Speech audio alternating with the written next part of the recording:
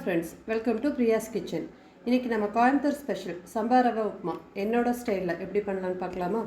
இதுக்கு வந்து நான் இரும்பு கடாயில் ஒரு 4 டீஸ்பூன் அளவு தேங்காய் எண்ணெய் எடுத்திருக்கேன். இது தேங்காய் எண்ணெயில் செஞ்சால் தான் நல்லாயிருக்குங்க. இதில் வந்து நம்ம தேவையான அளவு கடுகு, உளுத்தம்பருப்பு, கொஞ்சமாக கடலைப்பருப்பு போட்டு நல்லா வந்து ஃப்ரை பண்ணிக்கலாம். இது ஃப்ரை ஆனதும் இதுக்கு காரத்துக்கு தேவையான அளவு பச்சை மிளகா சேர்த்துக்கலாம். இங்கே வந்து நான் 2 பச்சை மிளகா வந்து சேர்த்துக்கிறேன். பச்சை மிளகா அப்புறம் கருவேப்பிலை ரெண்டையுமே சேர்த்து நல்லா வந்து ஃப்ரை பண்ணி விட்டுக்கோங்க. இது நல்லாவே ஃப்ரை ஆகி வந்ததுக்கப்புறம் நம்ம 1 இன்ச் அளவு வந்து ஜிஞ்சர் வந்து நல்லா தோல் சீவிட்டு க்ரஷ் பண்ணி வச்சுக்கோங்க. இப்போது வந்து ஒரு 2 பல்லாரி வெங்காயம் வந்து நான் சேர்த்துருக்கேன். 2 நல்லா ஃபைனாக சாப் பண்ண ஆனியன் வந்து போட்டு நல்லா சாட் பண்ணி விடுங்க. அது வந்து கொஞ்சம் கலர் சேஞ்ச் ஆகி வரட்டும். அது கலர் சேஞ்ச் ஆகி வரப்போ நம்ம க்ரஷ் பண்ணி வச்ச ஜிஞ்சர் வந்து இது கூட ஆட் பண்ணிக்கலாம். இந்த உப்புமாவுக்கு வந்து இந்த ஜிஞ்சருக்கு தான் வந்து ஃப்ளேவர் வந்து நல்லா இன்க்ரீஸ் பண்ணி தரும். இப்போது நல்லா இது போட்டு நல்லா சாட் பண்ணிவிட்டு இந்த ரவை வந்து இங்கே ஆல்மோஸ்ட் நான் 400 கிராம்ஸ் ரவை எடுத்திருக்கேன். அதுனா 2 கப் அளவு ரவை எடுத்திருக்கேன். ஸோ அதுக்கு 6 கப்ஸ் ஆஃப் வாட்டர் வந்து ஊற்றிக்கணும். இப்போ இந்த நான் பெரிய டம்ளரில் 3 டம்ளர் ஊற்றுறேன். ஒரு டம்ளர் வந்து 2 டீ டம்ளர் அளவு கணக்கு வரும். ஸோ இங்கே 6 கப்ஸ் அளவு தண்ணி ஊற்றி மூடி போட்டுவிடுங்க. நல்லா வந்து அது பாயில் ஆகி வரட்டும்.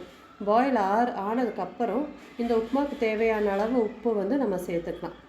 நல்லா சேர்த்து அது நல்லா பாயில் ஆனதுக்கப்புறமா நம்ம எடுத்து வச்ச சம்பா ரவை வந்து இதில் வந்து சேர்த்துக்கலாம். ரவையை வந்து வறுக்க தேவையில்லை, டைரெக்டாகவே நம்ம இந்த ரவையை சேர்த்துக்கலாம். சேர்த்து நல்லா வந்து கிளறி விட்டுக்கோங்க. கிளறி விட்டு அது பாயில் ஆகிறப்போ சிம்மில் வச்சு நல்லா ஒரு 5 to 10 மினிட்ஸ் வந்து அது வேகட்டும். அது நல்லா வெந்துட்டுருக்கிற டைமில் நம்ம ஒரு 2 டீஸ்பூன் அளவு தேங்காய் துருவல் வந்து எடுத்து வச்சுக்கோங்க.